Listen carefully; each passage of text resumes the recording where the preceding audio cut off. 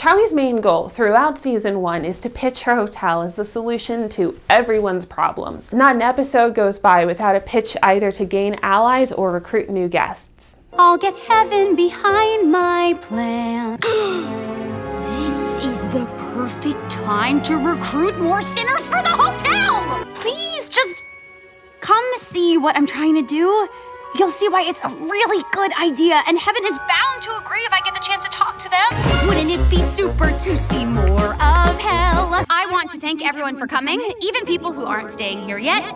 Cherry? At first, these pitches all run together and sound quite similar, but when you listen closely, Charlie makes 3 pitches, depending on what her audience believes to be possible, what they believe to be right, and how much she's asking from them. Through an examination of these pitches, we can gain insight into her abilities as a public speaker and places where she needs to improve. The first hurdle for a lot of characters in whether they'll accept Charlie's pitch is simply whether they believe that redemption is possible. Nobody's ever made it out before, so there's no proof the hotel will work. Charlie believes it'll work, but she's operating on faith, and she's asking everyone else to operate on faith too. This reminds me of how Christians believe heaven works. There's no proof of God, but they believe in him nonetheless. While the show doesn't explore religious faith, it's not a coincidence that this deeply religious show explores a more general sense of faith as a core theme. Among the doubters are every one of Charlie's guests, excepting Baggy. In episode 1, Alistair invites sinners to come place your fate in her inexperienced hands as she tries to work through her daddy issues by fixing you.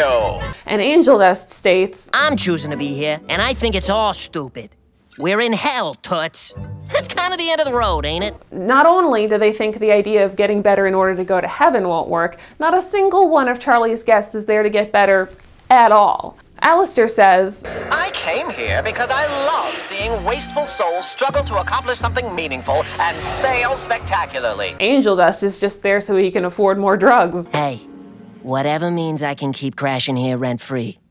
Crack is expensive. Husk and Nifty are forced to stay by Alistair. Why do you think I'm here? You actually think I'd be cleaning bottles and listening to you fucks bitch and moan all the time if he wasn't forcing me? I like being forced. None of them think a soul can improve or that anything will come of improving. Charlie's lack of evidence makes it difficult to spread her message and recruit new guests to stay at the hotel. A lot of people are skeptical of a savior offering a solution nobody's ever seen work. Because there's no proof and because most people don't have faith that her process will work, she tries other recruitment methods, including leveraging the Exorcist's new timeline and the sinner's feelings of fear as a way to encourage them to try the Hazbin. But this doesn't work either. So, how'd it go? Not a single new recruit. As the show progresses, characters remain remarkably unchanged about whether they believe it's possible for a soul in hell to be redeemed to heaven, but they begin to change their minds about doing better and being better. As early as episode 2, Angel Dust and Serpentius show signs of wanting to improve themselves. Angel Dust looks so sad and left out when Charlie praises Serpentius. I am so proud of you, Serpentius. That was amazing. Thank you. Thank you. You like me. You really like me. And in episode 3, he actively tries to find ways for them to trust each other more. No activity requires more trust than BDSM, baby.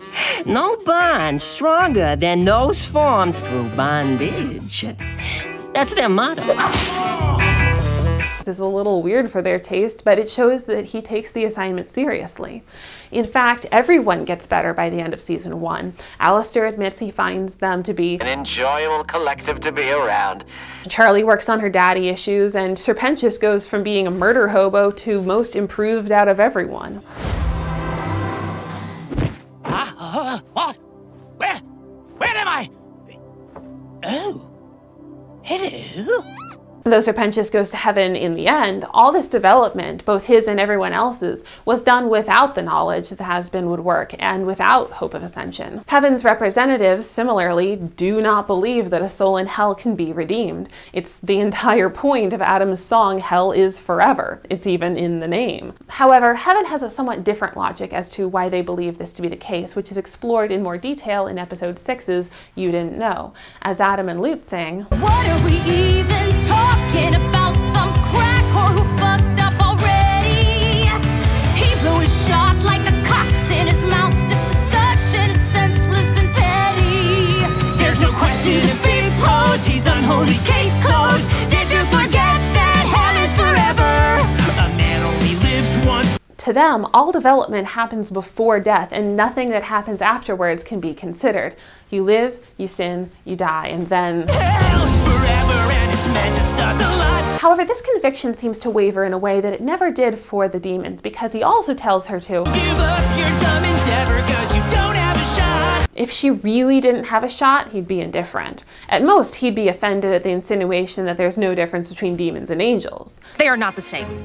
They had their chance and they earned damnation. But that should be the extent of his reaction. If he was correct, if sinners really could never be redeemed, then he could let her say anything she wanted and do anything she wanted, secure in the knowledge that it would always be in vain. However, he's not confident. He interrupts her. Let me stop you right there. Save us all precious time. He makes her nervous. Hello? Is anyone here? Sup? Holy shit. He insults her. You aren't here? No. You think I'd come down there? No, I mean, I love the vibe. Totally. I love your tunes. Pretty fucking hardcore, don't get me wrong. But it's such a bummer, man. Everything down there is just so blah, you know? He uses up all their time telling lewd stories. Oops, almost out of time. Guess we should get into it. He repeats this insecurity in the aforementioned trial. Heavenly people, what more do you need to see? The porn star chose a night of debauchery. That's not a soul worthy of being in heaven. His appeal to their judgment means the rules aren't nearly as black and white as he's comfortable with. He tries to frame the disagreement as one of impossibility, but there are tells that this might not be the full story, which brings us to the second way Charlie attempts to pitch her hotel. After the question of whether a soul in hell can be redeemed to heaven, there's the question of whether they should be redeemed to heaven. For many characters, demon and angel alike, it's not about what's possible, but what's a good idea. Alistair, Angel Dust, and Lucifer all argue that sinners don't want to be better. They're in hell because it's where they're supposed to be, and it doesn't make sense to change things up. Alistair's commercial begins, Well, hello there, you wayward sinner. Do you like blood, violence, and depravity of a sexual nature? Of course you do. That's why you're in hell.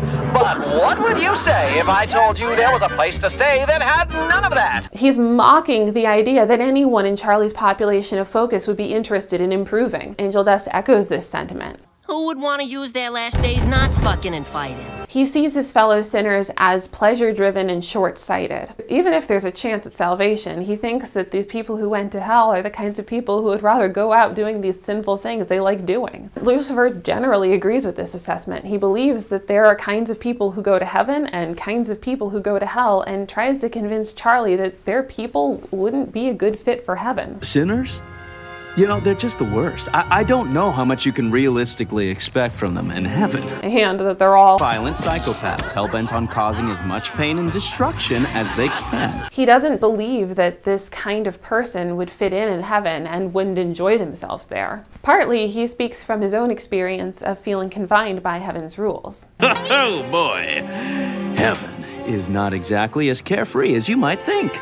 Yeah, they have rules. Lots of rules, and they aren't very open-minded as you'd hope. His perspective is obviously a skewed one because he was subject to rules in heaven, but has never been anything but king of hell. Other sinners and doubters and outcasts who face hell's dangers would, I'm sure, have a different, more positive view of heaven's rules that keep them safe and happy. Further, while plenty of sinners are blood psychopaths, he makes the mistake of seeing them all as the same. Some sinners are victims of circumstance, as I discussed in my Angel Dust series, or don't feel that they were in a position to make good decisions. That doesn't let them off the hook, but it can inform an assessment of whether each individual would be a good cultural match in heaven. Adam and Lute agree that allowing sinners into heaven is a bad idea, but whereas we've so far explored the opinion that sinners wouldn't want to do everything required to get into heaven or wouldn't fit in once they got there, these two take a completely different approach as to why they believe this. They argue that whether or not demons can go to heaven and whether they want to go to heaven, they shouldn't because they didn't earn it before they died. As Lute states, They had their chance and they earned damnation. Adam echoes this sentiment in episode 6. Oh yeah, the porn demon. He's totally worth being redeemed. Worthy of being redeemed is an interesting expression. I had always understood redemption to be something you can only do after doing something bad or wrong. Redemption is an admission of past transgression. With this definition, worthy of being redeemed doesn't make any sense. It's like saying he's such a mess, he's not worthy of going to therapy. Okay. However, lots of words have more than one definition, so maybe we're working with different understandings of what redemption means. Charlie cites Webster's dictionary, so let's pull that up. Okay, redemption isn't helpful because it just sends us to redeeming, so let's check out redeeming, which it defines as serving to offset or compensate for a defect. That feels close, but let's also check out redeem, the verb. Redeem has 6 basic definitions according to the Merriam-Webster dictionary. They're all related, but each has its own unique features. Let's go over them now. 1. To buy back, get back, or win back. 2. To free from what distresses or harms, such as freeing from captivity by payment of ransom, extricate from or help to overcome something detrimental, release from blame or debt, or free from the consequences of sin. 3. To change for the better. 4. Repair and restore. 5. To free from a lien by payment of an amount secured thereby, to remove the obligation of, by payment, to exchange for something of value, or to make good and fulfill. 6. To atone for, offset the bad effects of something, and to make it worthwhile. In these 6 definitions, I see 2 broad categories. One that outlines how Adam uses the word redemption, and the other that aligns with how Charlie uses the word redemption. 1. To buy back, get back, or win back. Adam would say, who wants you? 5. To free from a lien by payment of an amount secured thereby, to remove the obligation of by payment, to exchange for something of value, or to make good and fulfill. According to my fiance, this is the definition most similar to the Christian use. Jesus paid the lien on our souls and removed the obligation of payment. And 2, to free from what distresses or harms, such as freeing from captivity by payment of ransom, extricate from or help to overcome something detrimental, release from blame or debt, or free from the consequence of sin. This seems to be the closest to how Adam uses the word when he says, he's totally worth being redeemed. To him, angel dust sins of lust, wrath, and gluttony aren't the kinds of things you should let slide. However, that's not what Charlie's talking about. He should have let her read her definition to ensure everyone was on the same page. The definitions that fit into her usage of the term are 3. To change for the better, 4. Repair and restore, and 6. Atone for, offset the bad effects of something to make it worthwhile. None of these actions ask for something for nothing. Nobody's asking to be free from the consequences of sin, just the chance to do better. That's a very different request. The difference between they were bad and now they're good and they are bad, but let's let them into heaven anyway. If everyone in heaven thinks she's asking for one thing when she's actually asking for another, then they're talking past each other. They should have let her read out her definition. Speaking of Charlie's definition, I know she says she gets it from Webster's dictionary, but as you'll notice, her definition isn't any of these 6. So I did a reverse Google search to see where this was from, and the definition came from the Bible. She's just like every fundamentalist evangelical Christian who tries to pretend their faith is based on any evidence other than reference back to the Bible. Anyway, while it's very interesting to read the dictionary for 5 minutes, none of this ends up mattering because there's a real reason that heaven's residents don't want to open up the pearly gates behind their stated reason that only actions you took while you're alive can indicate your character. In the final line of the show, Lute says the quiet part out loud. Your brat is threatening the very foundation of heaven. What is the foundation of heaven? That's one of the greatest mysteries of the show. Obviously, there are rigid boundaries between heaven and hell, but not perfectly rigid. In season 1, we see 3 characters move between them: Lucifer to hell, Vaggie to hell, and Serpentius to heaven. This ability to traverse between the 2 realms threatens the idea that these boundaries are absolute, especially the boundary from hell to heaven. Any further than that, and I'd just be guessing, so please drop your theories in the comments, and let's move on to the third thing Charlie sometimes means when she talks about pitching her hotel. Sometimes, by pitching her hotel, Charlie means that she's asking for help. Her goal in these pitches is to sell her target on the idea of her hotel and lead them to thinking that it's such a good idea that they'll want to help it succeed. The first person she approaches is Adam, thinking that deep down they have shared goals and maybe even values. She figures all she has to do is pitch her hotel as a way of solving a problem they share. It's a solution to our biggest problem! But Adam doesn't see overpopulation in hell as a problem. Something that started as a way of defending heaven against the amassing powers in hell has become recreation. For those of us with divine ordainment, extermination is entertainment!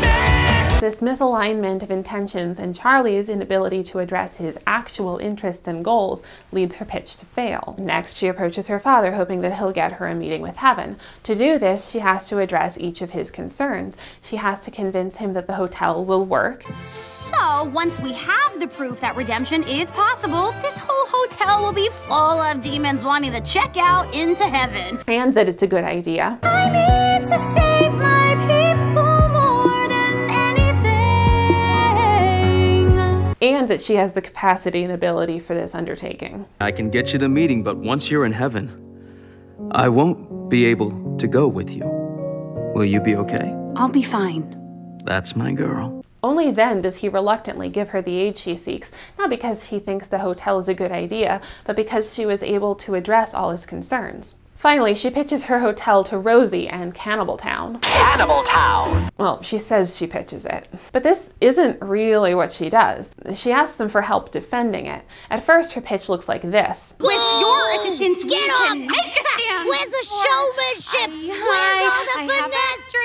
Fucking mediocre! It doesn't work, so she has to pivot. The substance of her usual pitches, including the reason why she's there, her mission, how it could help them get to heaven, all of that goes away. In her second pitch, she focuses on things they might be interested in, such as travel. Wouldn't it be super to see more of hell? Join up now if you like travel. Come on, boys, hop in the saddle. A lot of sights to see en route to my hotel. The friends they'll make. Not to mention the camaraderie. Yes, sirree, you'll form life-changing friendships with the folks along the way. And Alistair helps her out by mentioning the free food. And feast on all the angels you can eat. There's something of a sleight of hand here. She gets the help she needs to support her mission by making a pitch that resonates with her audience rather than yammering on about her mission statement. Throughout the series, she's begun to learn how to convince an audience, sometimes a hostile one, to give her what she wants. As much as this show is about speaking well, it's also about knowing what your audience needs to hear, what they're not yet convinced of, and how to sell them on your plan. So far, we've examined what Charlie says and does, and how she talks to people. With this foundation in place, the next two videos will examine who she is, specifically who she is as an orator in relation to her audience, and how this too impacts her effectiveness as a speaker. Don't forget to subscribe so you'll be alerted when those go up.